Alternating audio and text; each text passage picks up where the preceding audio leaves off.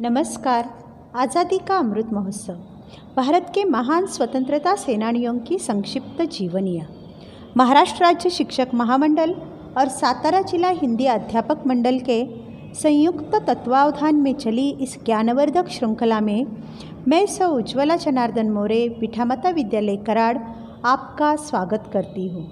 हमारे पितामह श्रीमान ताका सूर्यवंशी सर जी के मार्गदर्शन में चली इस श्रृंखला में आपका तहे दिल से स्वागत है।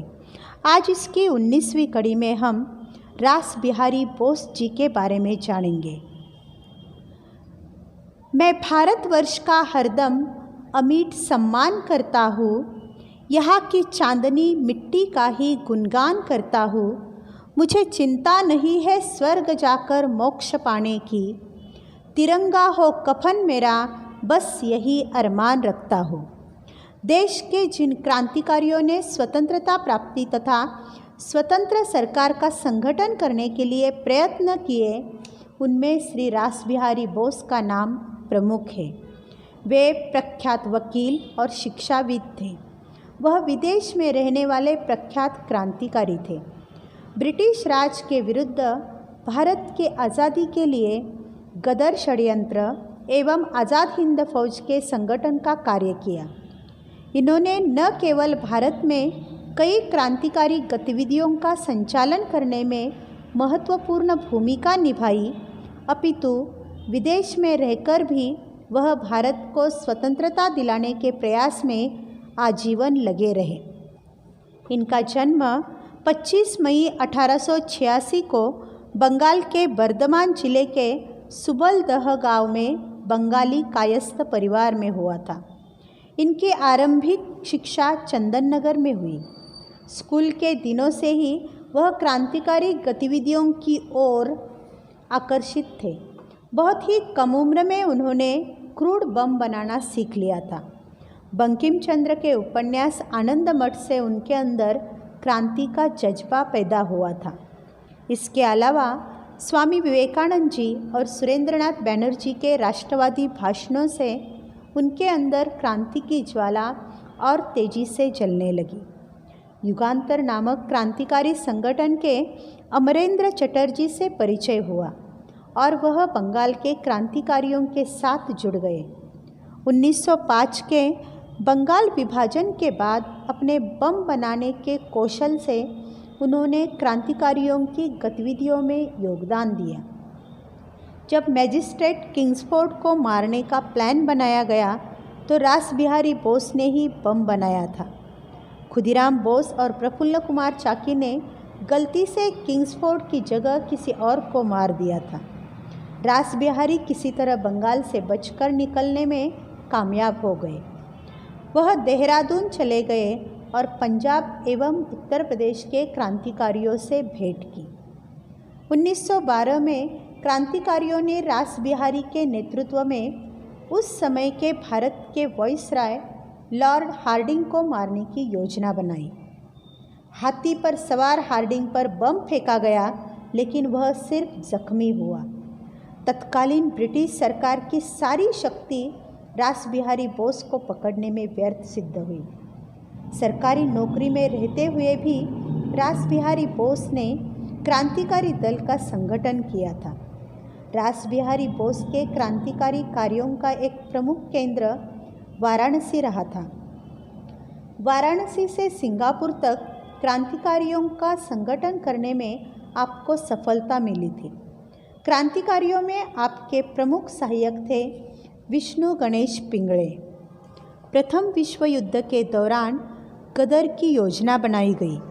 फरवरी 1915 में अनेक भरोसेमंद क्रांतिकारियों को साथ लेकर भारत में 1857 जैसा विद्रोह करने की योजना थी, लेकिन पुलिस को योजना का पता चल गया। योजना सफल न हो सकी।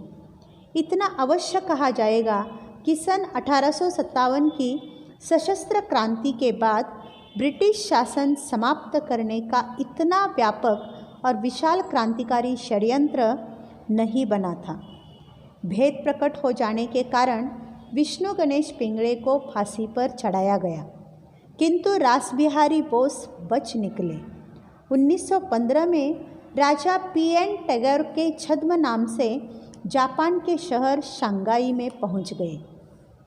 जब ब्रिटिश सरकार को विदित हुआ कि रास बिहारी बोस जापान में है तो उन्हें सौंपने की मांग जापान सरकार से की गई। इस मांग को जापान सरकार ने मान भी लिया था, किंतु जापान की अत्यंत शक्तिशाली राष्ट्रवादी संस्था ब्लैक ड्रैगन के अध्यक्ष श्री टोयामा ने रास बिहारी को अपने यहाँ आश्रय दिया। इसके बाद किसी जापानी अधिकारी का साहस न था कि उन्हें गिरफ्तार कर सके।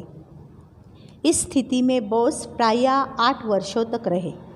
इसके बाद आपने एक जापानी महिला से विवाह किया और वहीं रहने लगे।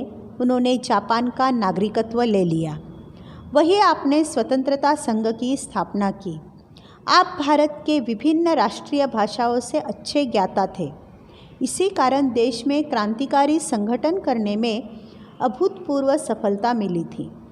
आपने जापानी भाषा का भी अध्ययन कर लिया और इसे सीख लिया। इस भाषा में भारतीय स्वतंत्रता के संबंध में 5 पुस्तकें लिखी। उन्होंने जापान में लेखक व पत्रकार के रूप में काम किया। न्यू एशिया नाम से एक समाचार पत्र भी निकाला। उन्होंने टोक्यो में होटल खोलकर भारतीयों को संगठित किया तथा रामायण का जापानी भाषा में अनुवाद किया। जापानी अधिकारियों को भारतीय राष्ट्रवादियों के पक्ष में खड़ा करने और देश की आज़ादी के आंदोलन को उनका सक्रिय समर्थन दिलाने में भी बोस जी की अहम भूमिका रही। 22 जून 1942 को रास बिहारी बोस जी ने सुभाष चंद्र बोस जी को भारतीय स्वतंत्रता परिषद का अध्यक्ष बनने के लिए निमंत्रित किया। जापान ने मलय और बर्मा के मोर्चे पर कई भारतीय युद्धबंदियों को पकड़ा था। इन युद्धबंदियों को आज़ाद हिंद फौज का सैनिक बनने के लिए रास बिहारी बोस ने प्रोत्साहित किया। आज़ाद हिंद फौज का गठन रास बिहारी बोस जी के भारतीय स्वतंत्रता परिषद के सैन्य शाखा के रूप में 1942 को किया गया था। 4 जुलाई 1943 को सुभाष चंद्र बोस जी को इस आज़ाद हिंद फौज का नेतृत्व सौंप दिया गया। भारत को ब्रिटिश शासन की गुलामी से मुक्ति दिलाने की जी तोड़ मेहनत करते रहे। जापानी सरकार ने उन्हें order of the rising sun के सम्मान से अलंकृत किया था।